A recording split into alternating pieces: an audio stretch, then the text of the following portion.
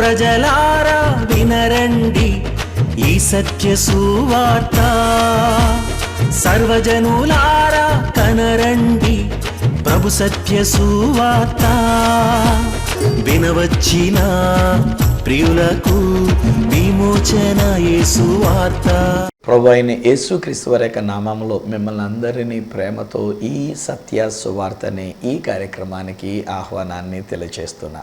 దేవుని మహాకృపను బట్టి మరొకసారి దేవుని యొక్క సువార్త మనం వినే అవకాశం ఈ రీతిగా దేవుడు మనకు అనుగ్రహించిన విధానాన్ని బట్టి నేను దేవునికి స్తుతి చెల్లిస్తున్నా. మీకు ఈ సత్య సువార్తను ప్రకటించే భాగ్యం దేవుడు నాకు ఇచ్చినందుకు గాను నేను దేవునికి నిండైన కృతజ్ఞతలు తెలియజేసుకుంటున్నాను. I know what I yam. స్నేహితులారా, నేనేం పెద్ద గొప్ప ఏమి కాదండి బాబు. నేను ఒక చాలా సామాన్యుడిని. సామర్లకోట ఆంధ్ర బాప్టిస్ట్ చర్చిలో దేవుని యొక్క సేవా పరిచర్య చేసుకుంటూ ఇలాగున ఈ సత్య సువార్తని యావత్ లోకానికి ప్రకటించడానికైనటువంటి యొక్క ఆశయంతో ముందుకు వెళుతుంటే దేవుడు తలుపు తెరిచాడు, దేవుడు ద్వారం తెరిచాడు. మీ కొరకు ఈ ఛానల్లో ఈ సత్య సువార్తని ప్రకటించేటువంటి యొక్క భాగ్యం నా దేవుడు నాకు అనుగ్రహించినాడు. కేవలం ఇది దేవుని యొక్క కృప, కేవలం ఇది దేవుని యొక్క ప్రణాళిక. ఆ దేవుడు ఉద్దేశించాడు నేను మీ ముందుకి ఈ యొక్క ఛానల్లో ఎలాగనొచ్చి ఈ సత్య సువార్తని నేను ప్రకటించగలుగుతున్నా. నేను ఈ మధ్య వింటూ ఉన్నప్పుడు ఎక్కువ శాతం మనకి ఉపయోగకరమైన రీతిలో, మనకు ప్రయోజనకరమైన రీతిలో, మనకి వినసొంపుగా ఉండేటువంటి రీతిలో మేము బోధకులమైనటువంటి మేము సువార్తని మేము ప్రకటిస్తూ ఉన్నాం. అడుగుడి మీకు ఇయ్యబడును, వెదకుడి మీకు దొరకను, తట్టుడి మీకు తీయబడను. ఏది కావాలంటే అది అడగండి. మీకు డబ్బులు కావాలా, దేవుణ్ణి అడగండి. మీకు ఆరోగ్యము కావాలా, దేవుణ్ణి అడగండి. ఒక మంచి ఇల్లు కావాలా, దేవుణ్ణి అడగండి. ఒక కారు కావాలా, దేవుణ్ణి అడగండి అంటూ ఇలాగున మేము మాట్లాడుతున్నాం. ఇప్పుడు కూడా చూడండి, నేను 2 మాటలు చెప్పేసరికి మీకు ఎంత హాయిగా ఉందో. మీకు ఇది కావాలా, అది కావాలా అంటుంటే అవునండి బాబు మాకు ఇది కావాలండి, ఇది కావాలండి అని చెప్పేసి మీరు అనుకుంటూ ఉన్నారు. కానీ ఈరోజు నేను చెప్పే మాట మీరు శ్రద్ధగా విని ఇది అడిగేటువంటి ఒక విషయంలో కనుక మనం జాగ్రత్త కలిగి ఉన్నట్లయితే అద్భుతమండి. నిజమైన సత్యాన్ని మనం తెలుసుకుందామండి. బైబిల్ గ్రంథంలో నుండి నేను చదువుతున్నప్పుడు సడన్గా ఒక వచనం నా కళ్ళకు కనబడింది. షాక్ అయిపోయాను ఆ ఒక వచనం చదువుకునేసరికి. కీర్తనకారుడు తన యొక్క కీర్తనలో 27వ కీర్తనలో ఒక మాట ఇలాగున సెలవిస్తూ ఉన్నాడు. 27వ కీర్తన 4వ వచనములో ఉన్నటువంటి ఒక మాట ఏమనంటూ ఉన్నాడంటే, యెహోవా యొద్ద ఒక వరము అడిగి తిని దానిని నేను వెతుకుచున్నాను. అడిగాను, వెతికాను. ఇది మనకి మత్తయి సువార్త 7వ అధ్యాయము 7వ వచనంలో ఉన్నటువంటి ఒక మాట ప్రభు అయిన యేసుక్రీస్తు వారు చెప్పిన మాట. స్వయాన యేసయ్యే చెప్పారు ఆ మాట. ఆయన అన్నారు, అడుగుడి మీకు ఇయ్యబడును, వెదకుడి మీకు దొరకను. ఏమడగాలి?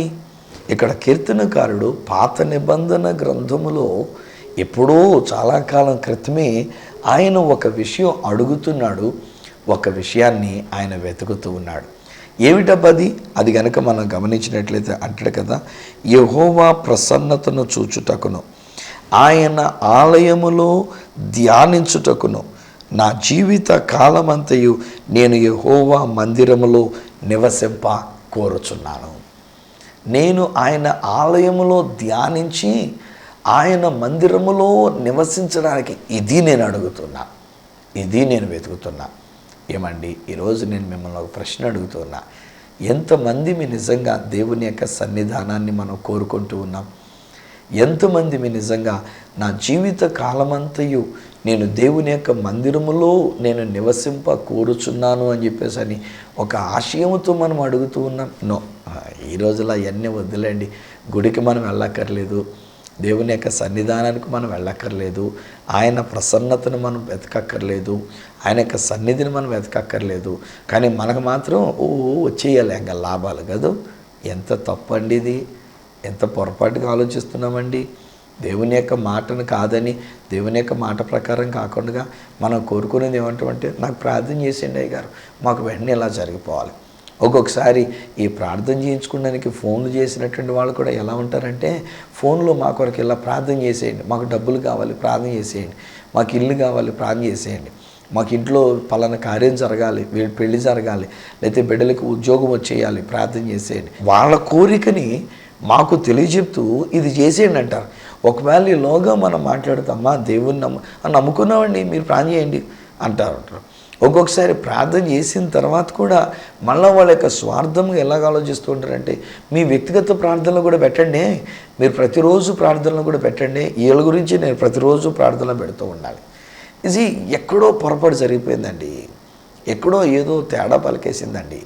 ఈరోజు మానవ జీవితం ఏమైపోయిందంటే, ఏదో కావాలనే తపన, ఏదో సంపాదించాలనేటువంటి ఒక ఆశ, ఏదేదో కలిగి ఉండాలనేటువంటి ఒక ఆలోచన, అందుకొరకు మళ్ళీ బైబిల్లో ఉన్న మాటలే మనం తీసుకొని మనం ఏం చేస్తున్నామంటే, అడగడి మీకు ఇవ్వబడును, అడుగుడి మీకు ఇవ్వబడును, అడగండి మీకు ఎందుకు.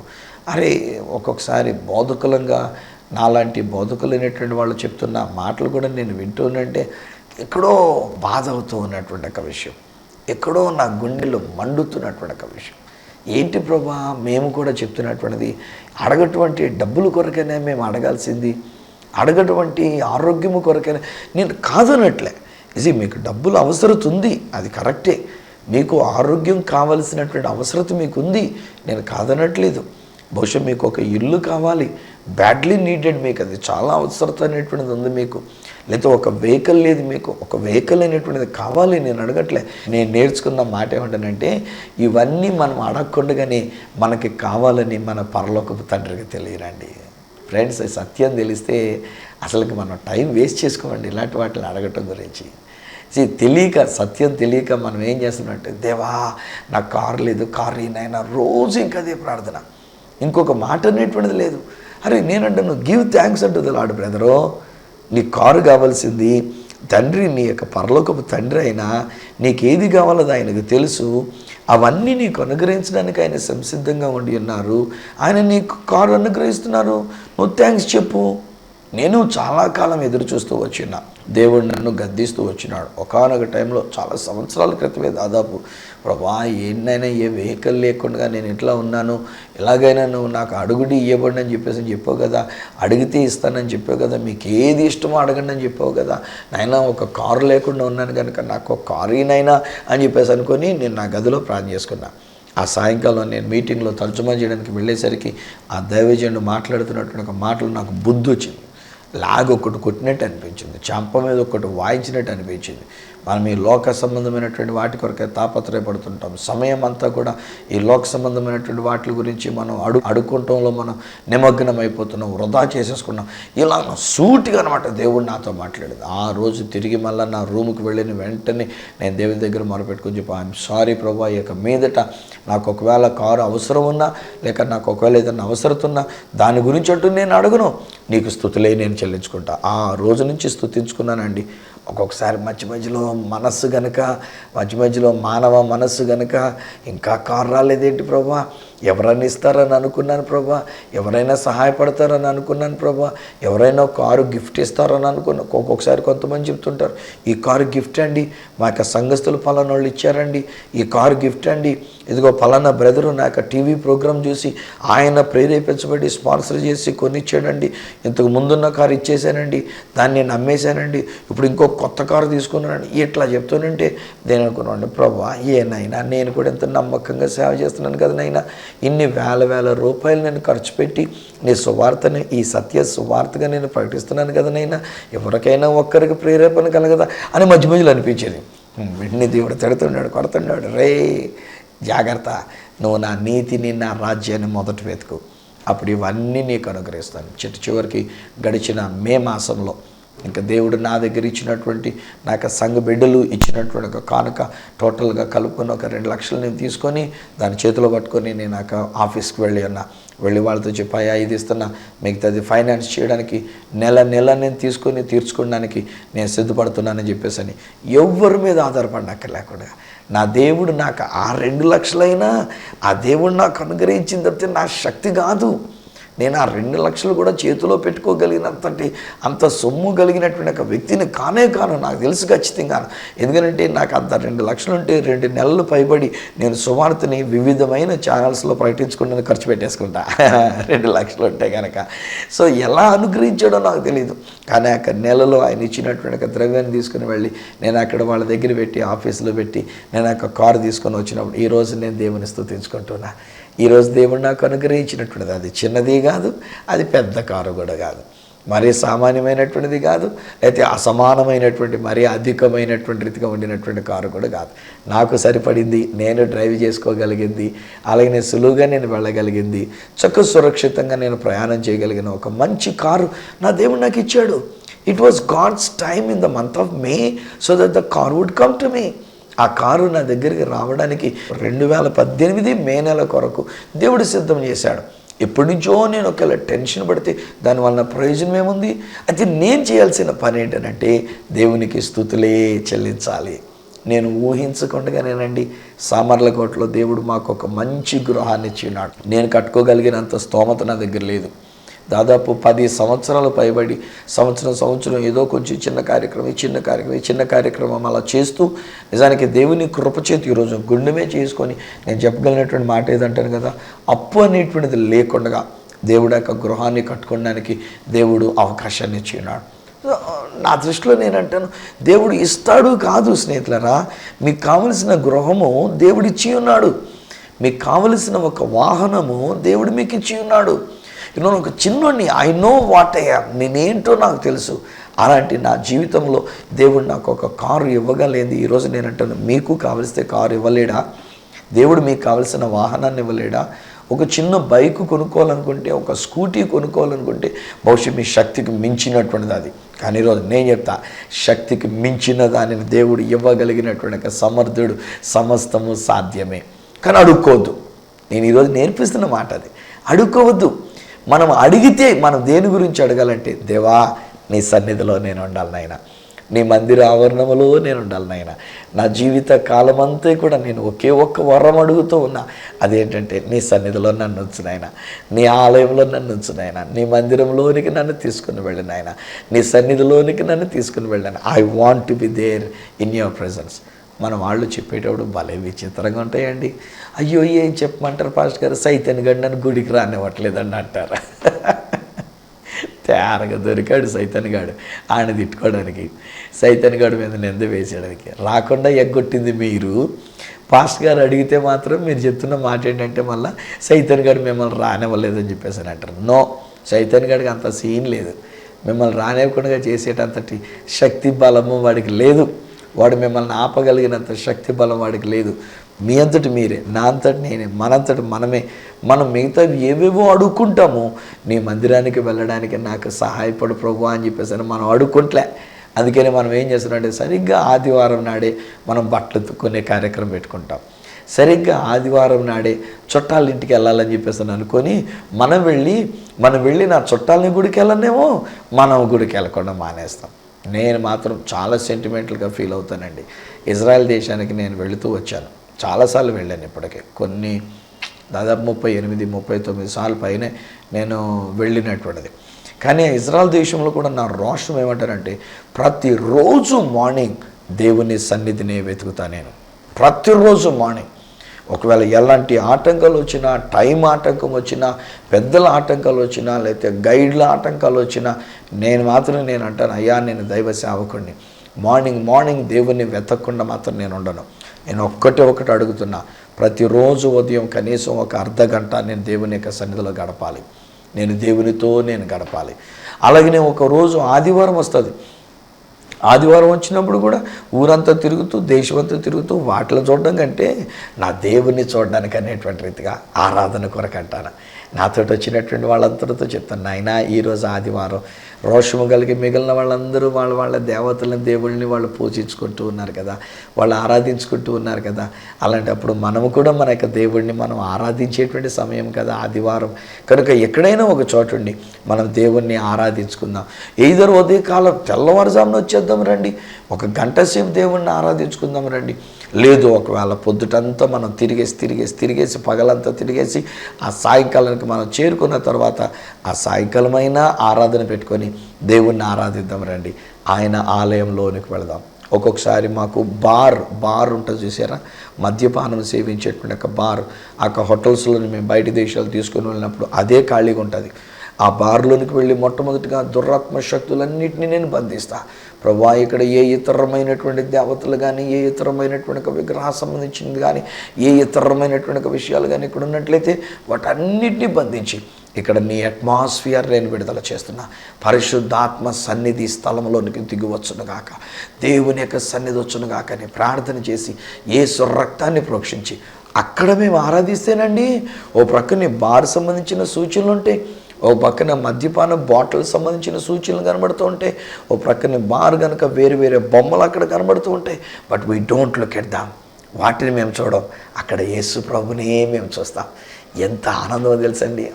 ఎంజాయ్ అండి బాబు. ఎంగాను నేను ఇజ్రాయెల్ దేశాన్ని తీసుకుని వెళ్ళినప్పుడల్లా, నేను బయట దేశానికి వెళ్ళినప్పుడు, ఇండియాలో ఉన్నప్పుడు కూడా అంతేనండి. ఆదివారం నాడు ప్రయాణం అనేది ససేమరా నేను పెట్టుకోను. ఒకవేళ ప్రయాణం చేసుకోవాల్సి వస్తే ఆరాధన అనంతరమే తప్ప ఆరాధన లేకుండా చేసి ప్రయాణం చేసేటువంటి ఒక విధానాన్ని పెట్టుకోను. ఒకవేళ ఆ ఆరాధన సమయం ఆదివారం అనేటువంటిది ట్రైన్లో వెళ్ళవలసిన పరిస్థితి వస్తే నేను, నా భార్య కానీ లేక నాతో పాటు ఎవరున్నా, ఒకవేళ ఎవరు అక్కడ దేవుని బిడ్డలైనటువంటి వారు లేకపోయినా నేను ఒక్కడినే నా మనసులో ఆరాధించుకుంటా ఉంటాను. దేవానికి స్తోత్రం నాయనా, నీ సన్నిధి నేను అనుభవిస్తున్నాను నాయనా. ఈ రైలు బండిలో నాయన ప్రయాణంలో నీ సన్నిధి నేను అనుభవిస్తున్నాను కొని అలాగున్న నా దేవుణ్ణి నేను స్తుతించుకుంటూ అదే ఒక్క వరం నేను అడుగుతున్నా. ఫ్రెండ్స్, మరి మిమ్మల్ని నేను అడుగుతున్నా, మీరేం అడుగుతున్నారు నాయన? ఒకసారి ఆలోచన చేసుకోండి. మీరు దేని కొరకు అడుగుతున్నారు? మీరు దేనిని వెతుకుతూ ఉన్నారు? ఆదివారం వచ్చేసరికి పిక్నిక్కి వెళ్దామని ఎదుగుతున్నారా? ఆదివారం వచ్చేసరికి బయట క్యాంప్కి వెళ్దామని ఎదుగుతున్నారా? ఏదన్నా ఊరు వెళ్దాము, మమ్మీ ఏదైనా ఊరు వెళ్దాం, అమ్మ నాన్న ఏదైనా ఊరు వెళ్దాం నాన్న అని చెప్పేసి అని నాన్నని అమ్మని కూడా పేచి పెట్టి ఏదైనా ఊరు వెళ్ళడానికి చేస్తున్న పిల్లలు, ఒకవేళ పిల్లల యొక్క కోరికలు తీర్చాలి కనుక గుడి మానేసి మనం వెళ్దాంలే రెండురా అని చెప్పేసి అని ఒకవేళ తీసుకుని వెళ్ళడానికి అయినటువంటి రీతిగా ఉన్నారేమో. ఈరోజు నేను క్రీస్తు ప్రేమతో చెప్తున్నాను స్నేహితులారా, ప్రతి ఆదివారం అది దేవునిది. మనం దేవునికి ఆ దినం అప్పగించేయాలి. ఆ రోజు దేవుని యొక్క సన్నిధినే మనం వెతకాలి, దేవునినే మనం వెతకాలి. అంతకు మించి ఇంకోటి ఉండకూడదు. అడిగితే దేవుని యొక్క సన్నిధిలో ఉండటం కొరకు అడగాలి, వెతికితే దేవుని యొక్క సన్నిధినే మనం వెతకాలి. కీర్తనకారుడు అంటున్నాడు, ఒక్క వరం నేను అడుగుతున్నా, ఒక్క విషయాన్ని నేను వెతుకుతూ ఉన్నా. అదేంటనంటే ఆయన యొక్క ప్రసన్నత, ఆయన ఆలయంలో ఆయన యొక్క కృపను ధ్యానించడానికి అన్నట్టుగా ఆయన ఆలయాన్ని నేను వెతుకుతున్నా, ఆయన మందిరాన్ని నేను వెతుకుతున్నా. Better you go to the church. Brother, మీకే నేను చెప్తున్నాను, నెగ్లెక్ట్ చేయొద్దు, నిర్లక్ష్యం చేయొద్దు, దేవుని యొక్క సన్నిధిని నిర్లక్ష్యం చేయొద్దు, దేవుని యొక్క ఆలయాన్ని నిర్లక్ష్యం చేయొద్దు. అమ్మా సిస్టర్ గారు, మీకు కూడా చెప్తున్నాను రా, మనం అందరం దేవుని ఆలయానికి వెళ్ళాలమ్మా. బహుశా మనం ఇంతకు మునుపు మన యొక్క జీవితంలో ఒకవేళ ఆలయాన్ని నిర్లక్ష్యం చేసేసామేమో, ఆదివారం నాడు దేవుని యొక్క సన్నిధిని నిర్లక్ష్యం చేసి ఉన్నానేమో. ఈరోజు దేవుడు నాకు అప్పగించిన సంఘం విషయంలో కూడా నేను చెప్తానండి, దాదాపు 25-30 సంవత్సరాలు పైబడి అనుకుంటాను ఈ రోజు వరకు కూడా ఏ రోజు తెల్లవారుజాము ప్రార్థన లేకుండా అనేటువంటిది లేదు నా చర్చిలో. దేవుడు నాకు అప్పగించిన బిడ్డల్ని నేను ప్రోత్సహించినప్పుడు ఒక్కొక్కసారి ఒకవేళ 10 మంది రావచ్చు, ఒక్కొక్కసారి 50 మంది రావచ్చు, ఒక్కొక్కసారి 100 మంది పైగా రావచ్చు. తెల్లవారుజామున 4:30 ప్రాంతాలకి వాళ్ళు గుళ్ళోకి వచ్చేస్తూ ఉంటారు. 5 నుంచి 5:30 వరకు ఒక పాట పాడుకొని, ఒక ప్రార్థన చేసుకొని, ఒక దేవుని యొక్క వాక్యపు వాగ్దానం అనేటువంటిది వారితో పంచుకొని, వారిని దీవించి వారిని మరలా తిరిగి నేను పంపిస్తూ ఉంటాను. ఒక్కొక్క పర్యాయం ఎవరైనా సాక్ష్యం చెప్పాలనుకుంటే కూడా ఆ తెల్లవారుజాము ప్రార్థన అనంతరమే సాక్ష్యం చెప్పడానికి కూడా అవకాశం ఇస్తూ ఉంటా. వారు దేవునిని మహిమపరుచున్నట్లుగా వారిని నేను ప్రోత్సహిస్తూ ఉంటా. ఎంచేతనంటే ఎప్పుడైతే దేవుని యొక్క సన్నిధిని వెతుకుతామో, ఎప్పుడైతే దేవుని యొక్క సన్నిధి కొరకు మనం అడుగుతామో, నా ప్రియ స్నేహితులరా, ఈ డస్ మిరకల్స్ అండి బాబాయ్ గారు, అద్భుతాలే ఆయన చేస్తూ ఉంటాడు. ఐ థింక్ జస్ట్ 2 days క్రితం అనుకుంటా ఒక కుమార్తె నాతో మాట్లాడుతోంది, డాడీ గారు నా భర్త ఆయన రిక్షా తొక్కుతూ ఉంటారు, ఆ యొక్క రిక్షాని తీసుకుని వెళ్ళి సాధారణంగా ఒక చెట్టు కింద పెడుతూ ఉంటారు రాత్రిపూట. కానీ గడిచిన రాత్రి ఆయన చెట్టు కింద పెట్టవలసింది పోయి ఆయన చెట్టు కింద కాకుండా పక్కనే కూడా పెట్టుకున్నాడు. ఆయన ఎందుకు పెట్టాడో ఆయనకి తెలియదు. ఎప్పుడూ పెట్టనటువంటి ఒక చోట ఈ రిక్షాని తీసుకుని వెళ్ళి ఆయన పెట్టి ఇంటికి వచ్చాడు. పొద్దుడు లేచి చూడబోయేసరికి ఆ చెట్టు విరిగిపోయి ఆ చెట్టు కూలిపోయింది. ఆ చెట్టు ఒకవేళ అక్కడే గనక మా రిక్షా పెట్టి ఉండి ఉండుంటే రిక్షా తుక్కు అయిపోయి ఉండేది. ఇక మా జీవితానికి మాకు ఏ విధమైనటువంటి ఆధారం లేకుండా అయిపోయింది. దేవుడు ఎంత గొప్ప కార్యం చేశాడు. నేను ప్రతిరోజు అంత దూరం నుండి వస్తున్నందు చేత నన్ను జ్ఞాపకం చేసుకొని నా దేవుడు చేసిన కార్యం అని అంటూ ఆమె దేవుని స్తుతించినది. అందుకే ఈరోజు నేను మిమ్మల్ని అడుగుతున్నాను, నా ప్రియ స్నేహితులరా, అడిగితే గనక ఒక్క విషయం అడగండి, ఒక్క వరం అడగండి. దేవా, నీ మందిరంలో నేను ఉంటా, నీ ఆలయంలో నేను ఉంటా, నీ మందిరానికే నేను వస్తా. ఒకవేళ ఏదైనా వెతికితే ఆయన మందిరాన్నే వెతకండి, ఆయన మందిరము కొరకే రండి. ఆ దేవుడు అద్భుతమైన కార్యాన్ని జరిగిస్తాడు. చివరిగా ఒక మాట చెప్పి నేను మీ కొరకు ప్రార్థన చేయాలని ఆశపడుతూ ఉన్నా. హన్నా అనేటువంటి ఒక స్త్రీని గురించినటువంటి విషయంలో మనం ఆలోచన చేస్తే, తన భర్త దగ్గర ఎంతో గారాభం పొందినటువంటి ఆమె, ఎంతో ప్రేమ ఆప్యాయతలను పొందుకున్నటువంటి ఆమె. తన భర్త తనకున్నటువంటి మరి యొక్క భార్య ఉంటే ఆమె కంటే కూడా ఎక్కువ ఈమెనే ప్రేమిస్తూ వచ్చినాడు. కానీ ఈమెకు ఒక లోటు ఉంది. అదేంటంటే పిల్లలు లేరు. తనకు తోటి సహోదరి మరి యొక్క ఆమె ఉంది, ఆమెకు పిల్లలు పుడుతూ వచ్చినారు. ఆమె ఏడిపిస్తూ వచ్చింది, ఆమె బాధిస్తూ వచ్చింది, ఆమె హేళన చేస్తూ వచ్చింది. నువ్వు పిల్లలు లేని దానివి, నా భర్త చూడు, ఆయన నన్నెంత ప్రేమిస్తున్నాడు, ఒక్కొక్క పిల్లలకి ఎంతెంత కానుకిచ్చి దేవాలయానికి పంపిస్తున్నాడు, ఒక్కొక్కరి కొరకు ఎంతెంత వాటా మా కొరకు ఇస్తూ ఉన్నాడని చెప్పేసి అని ఆవిడ అంటూ ఉండంటే, పాప ఈవిడ మనస్సు చివుకుమంటూ ఉంది, ఈవిడ మనస్సు బాధపడుతూ ఉంది.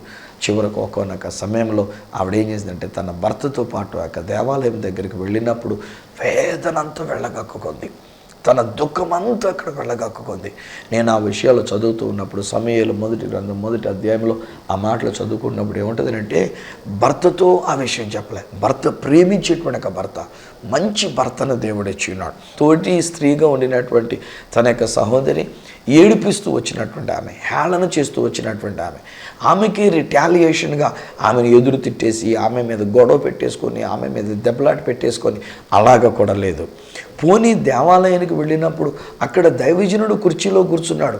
ఆ దైవజనుడు కూడా ఏమీ చెప్పలేదు, ఆ దైవజనుడితో కూడా తన యొక్క వేదన దుఃఖాన్ని పంచుకోలేదు. కానీ ఆమె మందిరమును వెతికి ఆ మందిరంలోనికి వెళ్ళింది.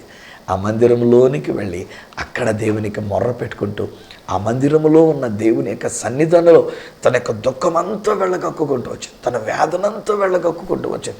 చివరికి ఆ దైవజనుడు ఆమెను చూచినప్పుడు అనుకున్నాడు కదా, ఇవిడేట్రా పొద్దుటే మందు కొట్టేసి వచ్చినట్టుంది, ఇలా మందు కొట్టొచ్చి గుళ్ళకే రావాలని అనుకొని దగ్గరికి వెళ్ళి కూడా కోపడతాడు. అమ్మ, పొద్దుటే నువ్వు ఎలాగున్నా మందు కొట్టి రావడం ఇది నీకు సమంజసమేనా?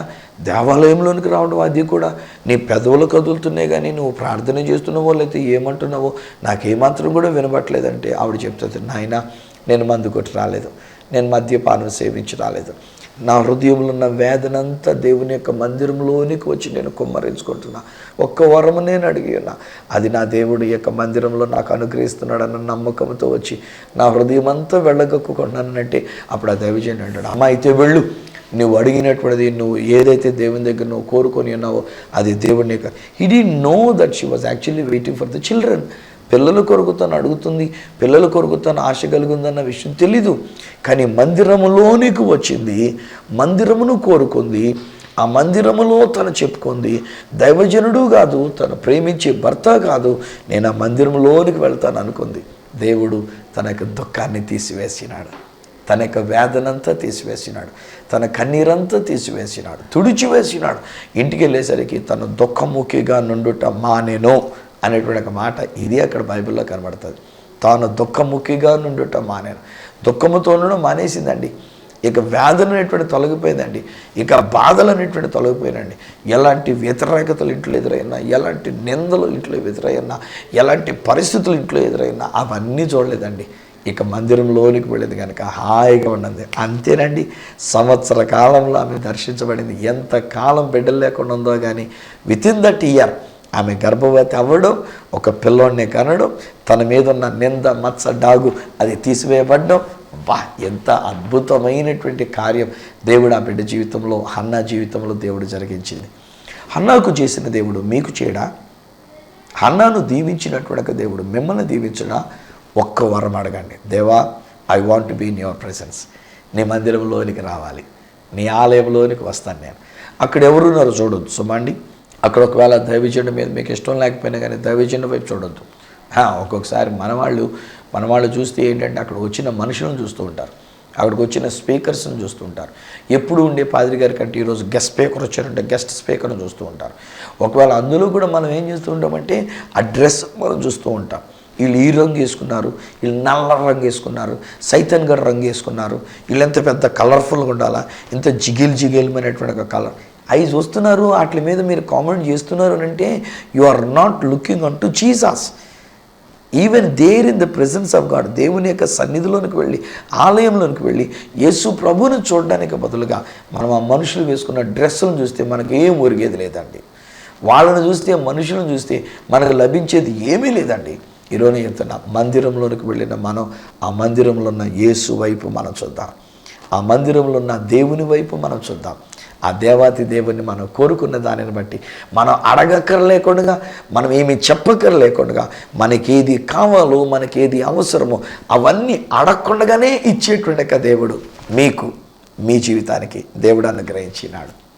దేవుడు మీకు కావలసినటువంటి వాటిని మీరు అడగకుండానే దేవుడు మీకు ఇస్తున్నాడు. కానీ మీరు అడగాల్సింది ఏంటంటే, మీరు వెతకాల్సింది ఏంటంటే, దేవా నీ సన్నిధి నేను అడుగుతున్నా, నీ ఉన్న చోటు నేను అడుగుతున్నా, నీ మందిరాన్ని నేను వెతుక్కుంటూ నీ మందిరంలోనికి నేను వస్తున్నానని చెప్పి ఆ మందిరంలోనికి వెళ్ళి ఆ దేవుని గుర్తించండి, దేవుణ్ణి ఆరాధించండి, ఆ దేవుణ్ణి సేవించండి. అద్భుతాలే అండి. మీరే చూద్దరు కానీ ఎలాంటి అద్భుతాలు జరుగుతాయి. తండ్రి, నీకు వందనాలు నాయనా. ఈ దినాన్ని ఈ బిడ్డలు ఈ నా మాటలు విన్నటువంటి వీరి కొరకు నేను ప్రార్థిస్తూ ఉన్నా. నిజమైన చాలా కాలంగా మేము ఏవేవో అడుగుతూ వచ్చినాం, మా పర్సనల్గా, మా వ్యక్తిగతంగా మాకు కావలసిన వాటిని, ఇహలోక సంబంధమైనటువంటి వాటిని మేము అడుగుతూ వచ్చినాం. క్షమించండి. ఇక మీదట వీటి కొరకు మేము అడగం, వీటి కొరకు మేము వెతకాం. నాయన, ఇక మీదట నీ సన్నిధినే మేము వెతుకుతాం నాయన. నీ మందిరం కొరకు, నీ మందిరంలో నివసించుట కొరకే మేము అడుగుతాం నాయన. అలాగనే మేము తీర్మానం చేసుకున్న ప్రకారంగా ఎప్పుడైతే మేము నీ మందిరాన్ని విడవకుండా, ఒకవేళ తెల్లవారుజామునే కానివ్వండి, ఉపవాస ప్రార్థన దినమే కానివ్వండి, ఆల్ నైట్ ప్రేయరే కానివ్వండి, మరి ఏ ఇతరమైనటువంటి కృతజ్ఞతాపూర్వకమైనటువంటి కార్యక్రమాలే కానివ్వండి, చివరికి ఆదివారం నాడు మిమ్మల్ని ఆరాధించేటువంటి సమయమే కానివ్వండి, మీ సన్నిధిని మేము వెతుకుతున్నాం, మీ ఆలయాన్ని మేము వెతుకుతున్నాం నాయన. మీ ఆలయంలో ఉండుటం మేము కోరుకుంటాం నాయన. ఇంకా అవసరమైతే జీవిత కాలం అంతా కూడా మీ ఆలయంలో ఉండడానికి మేము కోరుకుంటాం. అలా ఉండుట వలన మీరు మాకు ఎన్నెన్నో మేలులు చేస్తున్నారు. మా కన్నీరు తొడబడింది, మాకు అద్భుతాలు జరిగినాయి, అసాధ్యమైనవి నువ్వు సాధ్యపరిచావు. ఆనాడు హన్నా విషయంలోనైనా నన్ను పిల్లలు కనలేని స్థితిలో ఉన్నటువంటి హన్నాకి 1 సంవత్సరంలో నువ్వు బిడ్డల్ని ఇచ్చినావు, కుమారుని ఇచ్చినావు, ఆ తర్వాత ఇంకా కుమారులు కుమార్తెలు కూడా నువ్వు ఇచ్చినావు. తండ్రి, నీకు స్తోత్రాలు. అదే ప్రకారంగా ఈరోజు ఈ నా కార్యక్రమాన్ని వీక్షిస్తున్న వీరి జీవితంలో కూడా నేను పలుకుతున్నా, నాజరుడైన యేసు నామములో వీరు అడగకుండానే వీరికి కావలసినవన్నీ వీరికి కలుగునుగాక. వీరు వెతకనక్కర్లేకుండానే వీరికి కావలసినవన్నీ వీరిని వెంటాడి వచ్చును గాక. ఎందుకనంటే వారు నీ మందిరము కొరకు ఆశపడి ఉన్నారు, వారు నీ సన్నిధిని వారు వెతుకుతూ ఉన్నారు. ఎక్కడ నీ సన్నిధి ఉందా అని వెతికి అట్టి సన్నిధానంలోనికి వారు వెళుతున్నారు కనుక ఇక మీదట వారి అక్కర్లన్నీ తీర్చబడునుగాక, అద్భుతములు జరుగునుగాక, అసాధ్యమైనవి వీరికి సాధ్యపరచబడునుగాక. నీ నామానికి మహిమకరముగా ఈ బిడ్డలు నిలుచుదురుగాక. స్తుతి, ఘనత, మహిమ, ప్రభావాలు మీకు చెల్లిస్తూ వీరిని, ఈ కుటుంబాన్ని నేను దీవిస్తూ యేసు నామమున ప్రార్థించి పొంది ఉన్నాము తండ్రి, ఆమేన్. తండ్రి, కుమార, పరిశుద్ధాత్మలను దేవదేవుని దీవెన ఆశీర్వాదం ఆయన బిడ్డలుగా మీకు, మీ కుటుంబానికి అంతటికి మీరా ప్రభు సన్నిధిని వెతుకుతూ ఆయనకు సన్నిధి కొరకే అడుగుచున్న ప్రకారం మీ ప్రతి అక్కర తీర్చబడినట్లు మీకు సహాయం చేసి నడిపించును గాక. ఆమేన్, ఆమేన్. వెల్ స్నేహితులారా, దేవుడు మీ ప్రతి అవసరత తీర్చి ఉన్నారు, తీరుస్తారు కాదు. నా మాట జాగ్రత్తగా గమనించండి. మీరు అడగకుండానే దేవుడు మీ ప్రతి అవసరతను తీర్చిన్నారు. కారణం మీరు ఆయనను వెతుకుచున్నారు కనుక. మీరు ఆయన సన్నిధిని వెతుకుతున్నారు కనుక, ఒక్క వరం అడిగి ఆయన మందిరంలో ఉండాలని మీరు కోరుకుంటున్నారు కనుక, ఆ దేవాతి దేవుడు మీ జీవితంలో అద్భుతమైన కార్యములను దేవుడు చేస్తూనే ఉన్నాడు. మీరు పొందుకున్న మేలులో ఒకవేళ నాతో కూడా మీరు పంచుకోవాలని ఆశపడితే నాకు ఒక ఉత్తరం ద్వారా, లేక ఒక SMS ద్వారా, ఒక వాట్సాప్ మెసేజ్ ద్వారా మీరు పంపించాలని కోరుతూ ఉన్నా. నా అడ్రస్ ఈ సత్య సువార్త, సామర్లకోట 533440, తూర్పుగోదావరి జిల్లా, ఆంధ్రప్రదేశ్. అడ్రస్ మరొకసారి చెప్తూ ఉన్నా, ఈ సత్య సువార్త, సామర్లకోట్ 533440, ఈస్ట్ గోదావరి డిస్ట్రిక్ట్, ఆంధ్రప్రదేశ్. అప్పటికి ఒకవేళ నాతో మీరు ఫోన్లో మాట్లాడాలని కోరుకున్నట్లయితే నా ఫోన్ నెంబర్స్ 9841110907, 9440040992, 888855276662. ఒకవేళ నాకు ఈమెయిల్ చేయాలనుకున్నట్లయితే నా ఈమెయిల్ ఐడి ఈ satyasuvartha@gmail.com. మళ్ళీ నెక్స్ట్ ప్రోగ్రాంలో మిమ్మల్ని కలుసుకునేటంత వరకు మిమ్మల్ని అందరినీ కూడా మన యొక్క ప్రతి అవసరతలు తీర్చే ఆ దేవదేవుని చేతులకే మిమ్మల్ని అప్పగిస్తూ మీ దగ్గర సెలవు తీసుకుంటున్న మీ ప్రియ సహోదరుడు ఈ సత్య సువార్త రాజు.